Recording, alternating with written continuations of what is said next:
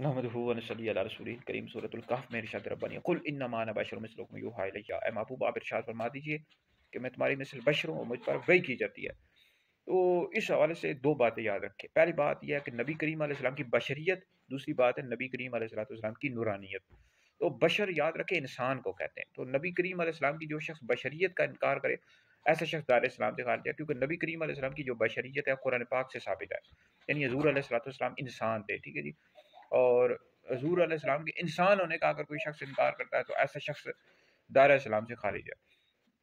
اور باقی اگر آپ نے تفسیر کے ساتھ مطالعہ کرنا ہو کہ تفسیر کبیر کا، تفسیر خازن کا، تفسیر مدارک کا مطالعہ کرے، تو نبی کریم علیہ السلام نے ارشاد فرمایا انا بشر مثلکم، تمہاری مثل بشر ہوں، تو یہ حضور علیہ السلام کا فرمانا بطور عاجزی انکساری سے تھا تاکہ لوگ آپ سے نصیحت حاصل کریں اور ہدایت حاصل کریں۔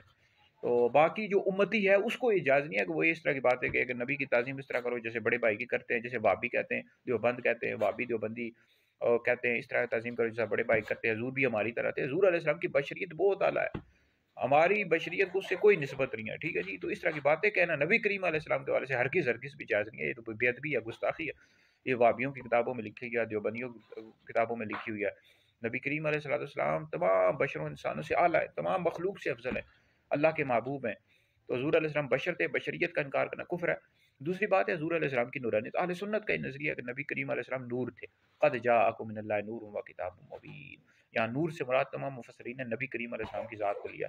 تو اس حوالے سے نور کے حوالے سے مطالعہ کرنا ہو تو یہ جو آیت مبارکہ قد جاءکم من اللہ نور و کتاب مبین، یہ آیت مبارکہ لکھے مفتی دانش عادلی لکھے، تو یوٹیوب پر میری تفسیر کے ساتھ ویڈیو موجود ہے۔ تو نورانیت کا انکار کرنا گمراہی نہیں ہے، لیکن اہل سنت کا نظریہ کہ نبی کریم علیہ السلام نور بھی تھے۔ تو حضور علیہ السلام کی بشریت کا انکار کرنا کفر ہے اور نورانیت کا انکار کرنا گمراہی نہیں ہے، لیکن اس کا انکار نہیں کر سکتے، اس کے پر بھی بے شمار دلائل موجود ہے۔ بہرحال ویڈیو سنیں، دیگر لوگوں تک پہنچائے، یہ آپ لوگوں کے لیے بہت بڑا صدقہ جاری ہے۔